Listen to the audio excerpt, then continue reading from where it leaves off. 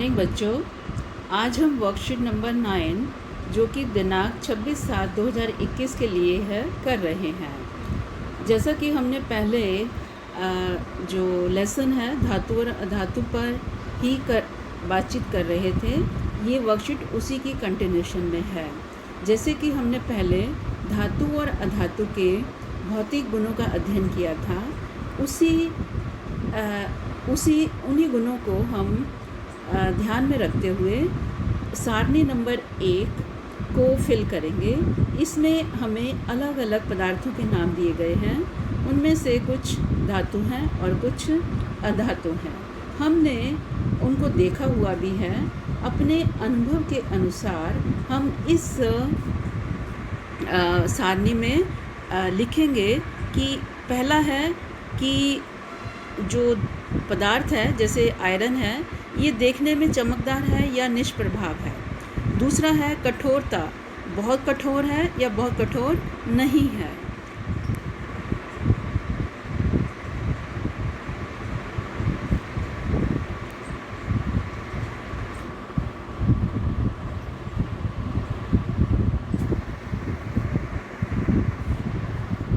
तो आयरन को अगर हम देखें तो ये चमकदार है, राइट, और ये कठोर भी है।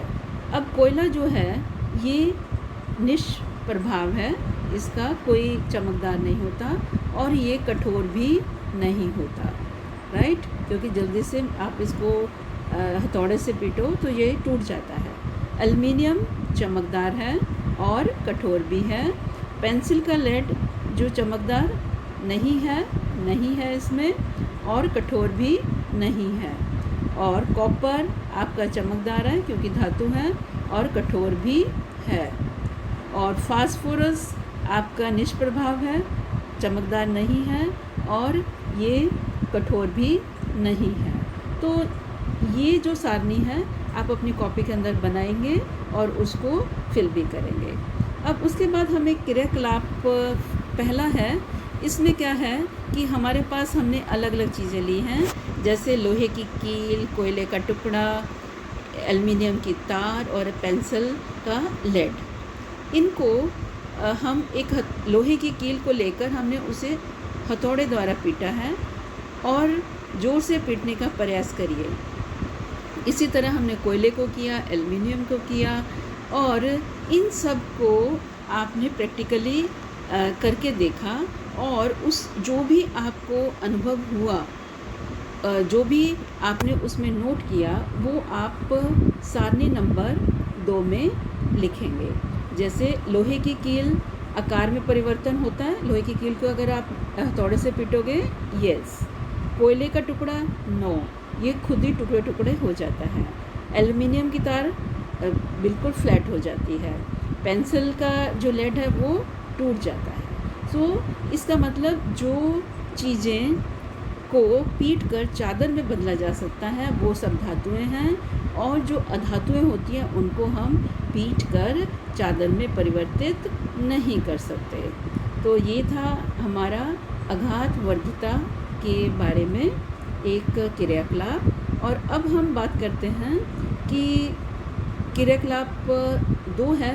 इसमें हम ये चेक करेंगे कि जो भी चीज़ हमें दी गई है या जो हमारे पास है, क्या वो विद्युत की सुचालक है या कुचालक है। सुचालक का मतलब वो अपने में विद्युत धारा को जाने देती है आसानी से या नहीं।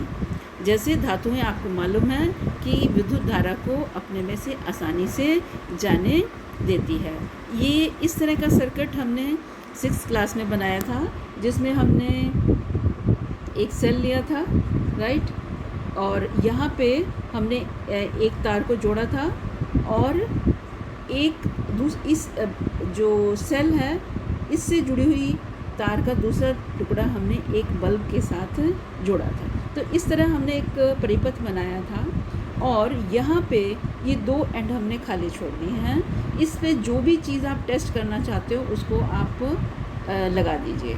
जैसे इसमें लोहे की कील लगाई है तो आपका बल्ब जलता है, इसका मतलब ये क्या है, सुचालक है ना। तो ये सुचालक है। अब इसी तरह आप इसकी जगह कोई भी चीज़, लेड, लकड़ी का टुकड़ा, शॉर्पनर, जो भी चीज़ आप चेक करना चाहते हो इसमें लगा के आपने देखना है कि बल्ब जलता है या नहीं। लेकिन ये आपने इंश्योर करना है कि सभी जो बाकी के पॉइंट्स हैं, जो तारे हैं, वो टाइटली जुड़ी होनी चाहिए, उनमें कोई ब्रेक नहीं होना चाहिए। उसके बाद इस क्रियाकलाप को करने के बाद हम इस सारणी में अपनी ऑब्जर्वेशंस को लिखेंगे। जैसे लोहे का जो टुकड़ा है, हम जानते हैं लोहे की छड़ क्या है? सुचालक है ना, सुचालक है। पेंसिल का लेड कुचालक है, सुचालक है ये भी। और कोयले का टुकड़ा आपका कुचालक रहेगा। ठीक है, तो ये था आज, आगे भी हैं। कोयले का टुकड़ा हो गया, कॉपर की तार सुचालक रहेगी, रबड़ आपका कुचालक रहेगा, धातु का शॉर्पनर धातु का है तो ये सुचालक होगा, प्लास्टिक का स्केल आपका कुचालक होगा। तो ये था आज का हमारा वर्कशीट। बहुत आसान सा है, हमने सब कुछ पहले किया हुआ है और इसको आप आसानी से कर पाएंगे। Thank you so much.